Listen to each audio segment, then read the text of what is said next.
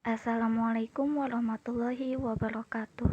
Nama saya Ratu Sifa Fauzia dari kelas C, Prodi BKI, Fakultas Dakwah. Pada UTS kali ini saya memilih tema tentang fantasi dan bayangan. Yang pertama kali akan saya bahas yaitu tentang bayangan. Bayangan sering disebut juga sebagai suatu tanggapan. Nah, bayangan ini merupakan suatu hasil gambaran yang bisa dibilang kurang jelas. Mungkin kayak remeng-remeng gitu ya. Nah, kenapa sih hasilnya tuh kurang jelas? Soalnya si bayangan ini itu dia nggak pakai objek. Jadi dia tuh nggak butuh objek buat ngasilin suatu bayangan. Nah, selain itu, bayangan juga bisa terjadi di mana saja dan kapan saja. Bayangan eidetik. Bayangan eidetik adalah sebutan bagi bayangan yang hasilnya berbentuk jelas.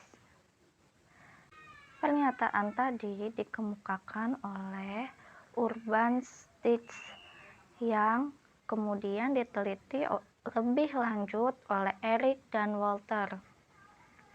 Bayangan ini biasanya tuh terjadi kepada anak-anak.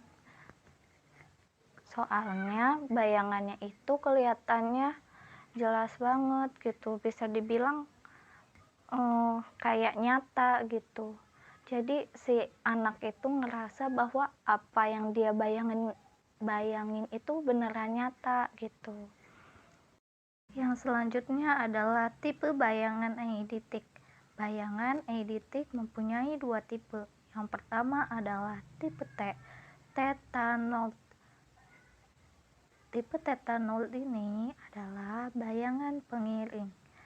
Gimana sih bayangan pengiring itu? Bayangan pengiring merupakan bayangan yang jelas, namun munculnya hanya sekilas saja, hanya sekelibetan aja ya. Yang kedua itu tipe B, basedoid. Nah, yang tipe basedoid ini yang kayak gimana sih?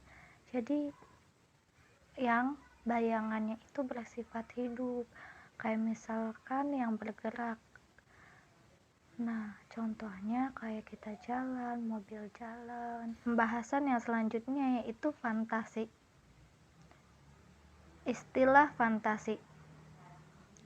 Menurut istilah, fantasi merupakan kegiatan penciptaan. Nah, fantasi juga terbagi dua, yaitu fantasi menciptakan dan fantasi yang dituntun atau dibimbing. Apa sih fantasi yang menciptakan itu?